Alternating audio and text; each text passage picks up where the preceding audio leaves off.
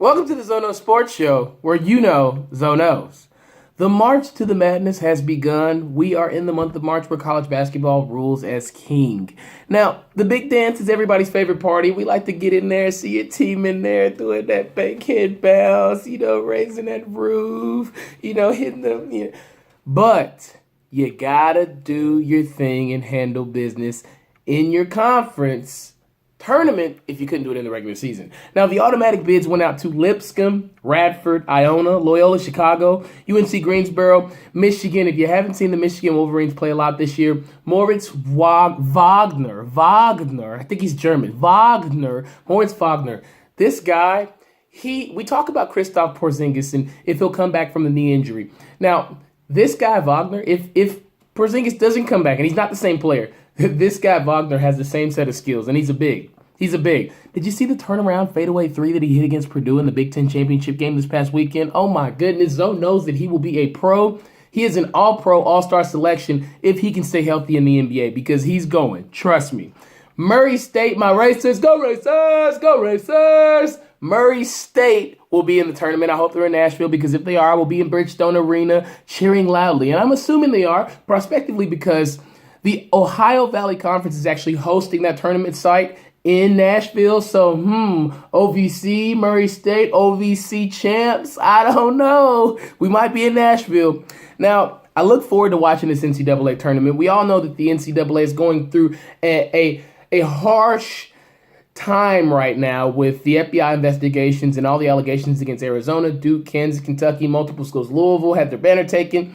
Now, money and memories is what I think of when the tournament comes around this time of year because the NCAA makes so much money off of this tournament and off one shining moment. I hope Luther Vandross' family is still getting paid for that song. They make so much money off this NCAA tournament and the players do not. However, they do get memories, they do get free gear, they do have the opportunity to hit a buzzer beater and be memorialized forever on an NCAA highlight. We see Michael Jordan's the shot, Bryce Drew, he hits it. We've seen them all. However, when will these players be compensated for creating those magical moments that we call memories that are etched into the minds of U.S. citizens and people who just love college basketball for years to come? Something to think about. Projected number one seeds, Virginia, Xavier, Villanova, Kansas. A lot of interesting games last week. We'll talk about Virginia's here in a moment. Projected number two seeds, UNC, Duke, Purdue, Cincinnati. I like Cincinnati because they play D. And I want to say Jaquan Evans, whatever the name is. Their shooting guard, number one for Cincinnati or number two. He's a good player, okay? He had a bad knee. I watched the Wichita State game the other day, and he is a guy who can play on the defensive end and can shoot just as good as Avery Bradley can now because Avery Bradley had to develop that. He wasn't always a great shooter. He was a defender. But this guy, Evans, is a complete player. He will play at the next level if he can stay healthy. Now, will Notre Dame get into the NCAA tournament? Well, Bonzie Colson was hurt all year. Matt Farrell, he's back as well.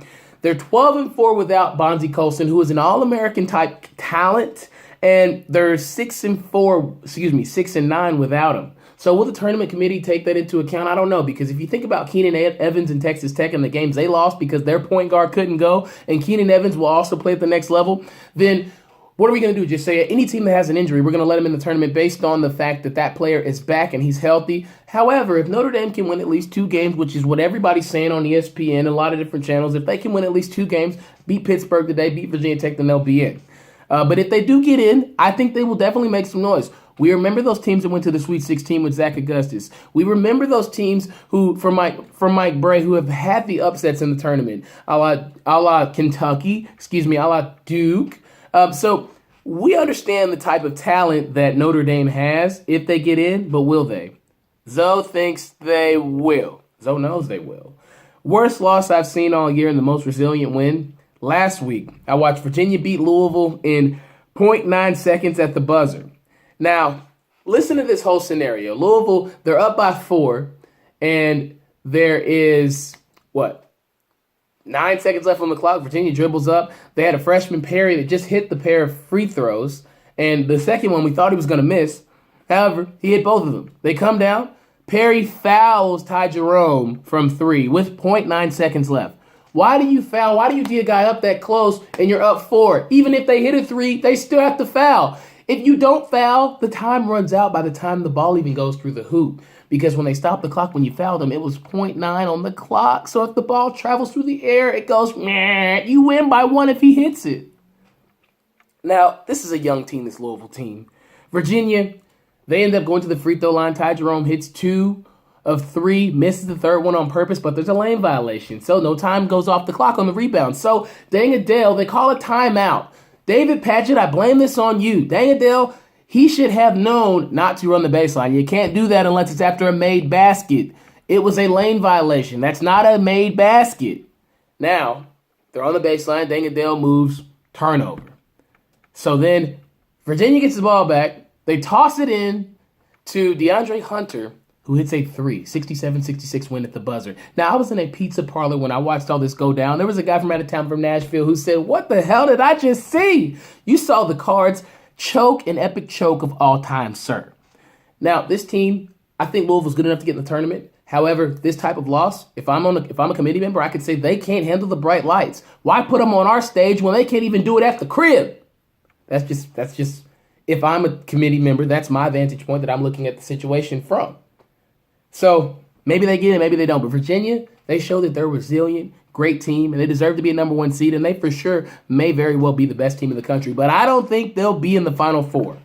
They won't be there. Mark my words. Don't put Virginia in your Final Four. NBA-wise, the Rockets are hot as a fat guy's thighs in July. Houston's won 15 straight games since January 28th. They got CP3 and James Harden on the floor. Now, that's CP3 and DJ James Harden, and I'll get to the point why I call him DJ James Harden in here in a minute. They beat the Celtics Saturday, and they'll smack the Thunder tonight because we know the chemistry issues that Melo, PG, and Russell Westbrook have had all year. They're challenging the Warriors for Western supremacy. They're a half game ahead of the Warriors for first place, and frankly, they look good. They're playing more defense. They're not just shooting a bunch of threes and letting everybody else score their points. They gave up 120 to the Celtics. Didn't like that. However, they won. This was the winning pair that they needed in Texas, CP3 and DJ James Harden. Now, the crossover heard across the internet last week. James Harden made Wesley Johnson pop a squat, made him look crazy, made him do the little, oh, Macarena. Wesley Johnson, you fool. Now, I'm not going to call you a fool because you're stupid. That's not what I'm saying. But he made you look like a fool in the basketball court, James Harden did. And after the game, James Harden quote was classic. He said, I had that in my bag all year. And what DJ said on the radio had to make him dance a little bit. So James Harden, fear the beard. If you don't fear the beard, you might as well fear it because James Harden looks like an MVP candidate, but he's got to show me in the playoffs. Now, another question I'd like to ask, has Lonzo Ball lived up to the hype this year? Well, I honestly would say yes, because he's a versatile individual. He's averaging 10 points, 7 rebounds, 7 assists. The Lakers are 28-35 this year. They lost last night to the Trailblazers. However, he hit his career-high 6 threes in a game against the Spurs a couple nights ago. They're 3 spots back from the 8th seed in the West. And, if you look at his entire framework of his NBA career thus far, he had a triple-double, youngest guy to get a triple-double in the NBA history. And also, he stuck to basketball. We had the whole controversy with his dad talking about Coach Luke Walton. The players don't want him around, this and that. Lonzo Ball didn't comment on it. He simply said, I'm here to play basketball. And what has he done? He stayed there, played basketball. He's never commented on that whatsoever. He's chilled. He came to hoop, and he's continued to hoop. He's continued to get better even since the injury. We saw some of his teammates play kind of stagger when he was out of the lineup, but when he comes back, everybody's seeing the ball. We wonder whether or not IT and him would work together. Well, it looks pretty dang good if you ask me. Now, he makes others better around him. KCP, Julius Randle, their games have elevated to another level. His shooting's improved. He was knocking down clutch threes last night, going head to head with Dame Lillard, who is a killer, and he killed the Lakers last night.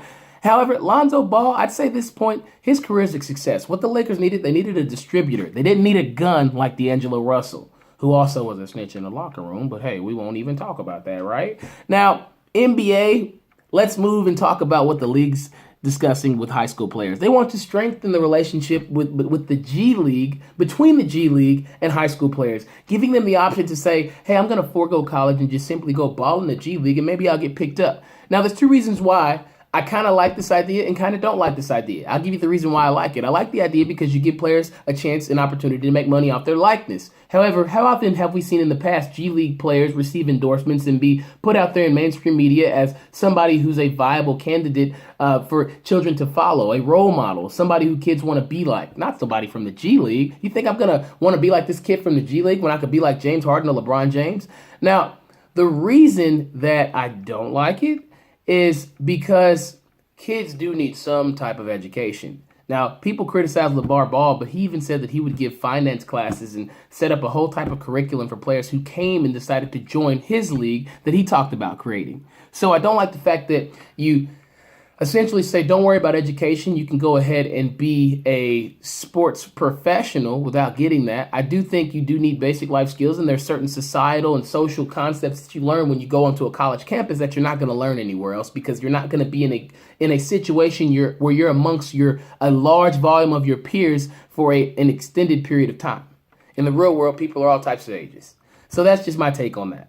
Now, NFL Combine, go confidently in the direction of your dreams. Shaquem Griffin is a difference maker. He's the guy that you saw. He's got one hand. He does not have a left hand, but he's got a right. And he is a baller. He did it at UCF, played linebacker. He proved at the Combine he was the real deal. Fastest time for a linebacker ever, a 4.3840. 20 reps on the bench press. He's the only player with double-digit sacks and double-digit pass breakups within the last year or two. Now, to me, get away from the science, NFL. This guy can clearly play football. He deserves an opportunity. Excuse me, guys. He deserves an opportunity, and he deserves an opportunity to be a skill position player. I think he's a linebacker. You got to put him at the weak side. People have said that. However, I'm agreeing that you put him on the weak side, so he has an opportunity to do more with his dominant hand. He can play will linebacker, and of course, he's a special teams player. But I think this is a great story because it gives people inspiration and hope and says that, hey, it doesn't matter what you look like, what your limitations are. What can you do to the best of your ability? That's the great thing about football. That's why it's the greatest sport in the world. No matter how much research they come out with and how many things they say about how violent the game is, it is a galvanizing sport, and it evokes the most out of the human spirit, in my personal opinion. Now, Saquon Barkley should be the number one overall pick. You know he performed well. Lamar Jackson only didn't want to run or anything like that because we know he's an athlete and he ain't playing no DB or receiver or special skill guy. He wants to be a quarterback, and I think that could have hurt him a little bit because he wanted to impress too bad, and he wanted to impress so bad that some of his balls that I saw were a little short, but he just wanted to make sure he could get it to the receiver and show that he had accuracy. Now, Sam Darnold, he looked athletic on the 3-cone drill. I was surprised about that, but not really because I saw him running that Penn State Rose Bowl game. And Josh Rosen, he threw a lot of flat balls. Wasn't impressed with him. I think he's really cocky. Needs to chill out. Josh Allen, they say he's improved the most. However, he hasn't played big-time football. He played at Wyoming. Those big-time games that I watched during his senior year were not impressive to me. Now, the Eagles have been taking calls about Nick Foles. Now, is that because they're going to get one of these young guys potentially and trade for him? Try to get a high draft pick, trade Nick Foles to maybe get a new backup quarterback like a Sam Darnold or a Josh Rosen? That wouldn't make any sense. No, the Eagles are simply trying to say, what is the best case scenario that we can get out of the situation? Because it's not going to help us to have two starting quarterbacks. And then Carson Wentz, when he gets healthy, he's going to jump right in the lineup. So you get what you can right now. You get all the value you can for Nick Foles. Philly, don't hold back. Get some Philly cheesesteak for that Foles, baby. Now, next week we will be rapping. We'll be talking the tourney because the bracket will be out. And I'll tell you my selections. Look forward to talking to you guys every week. Make sure you tune in every Tuesday where you know Zoe knows.